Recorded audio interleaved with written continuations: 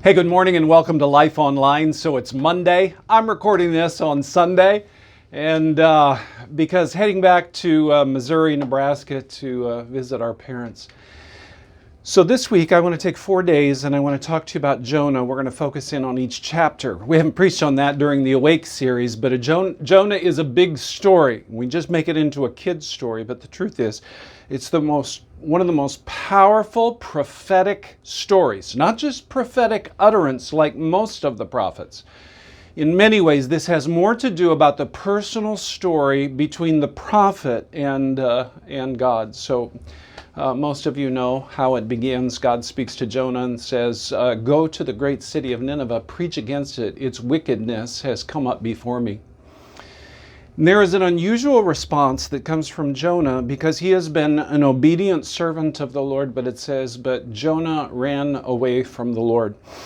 I think most of us don't have the boldness of Jonah to run exactly the opposite direction that God would tell us to go.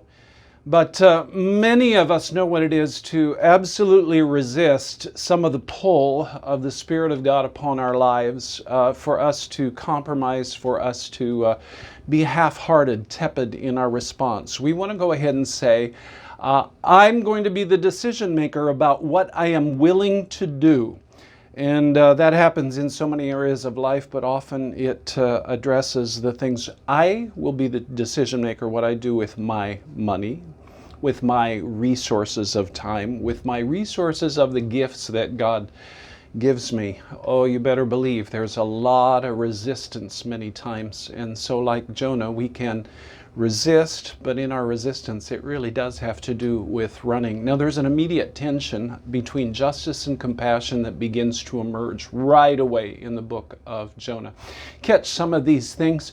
You will find there is justice because God provides while Jonah's running and he boards a ship, probably a Phoenician sailing ship, to head far west to Tarshish.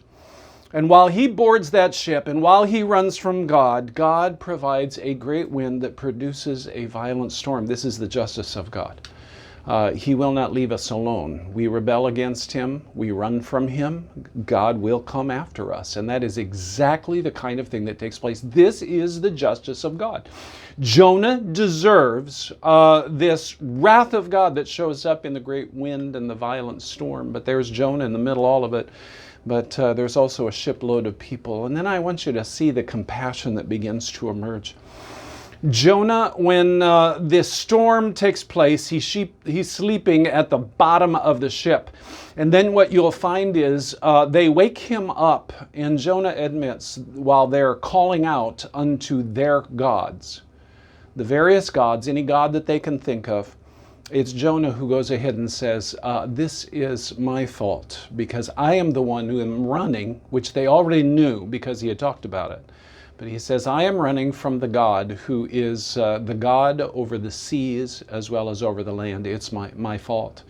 And he has compassion on these fellow sailors. But by the way, there's some tremendous compassion from this rough and tough band of Phoenician sailors. I don't know about you, but I get this image of pirates.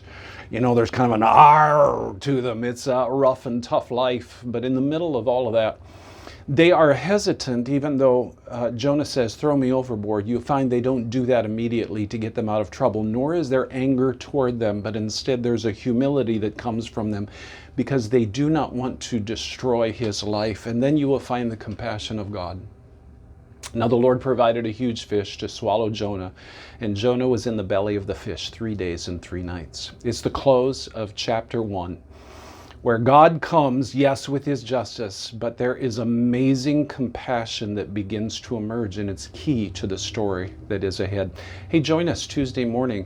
We're heading to chapter 2. God bless. Have an awesome day.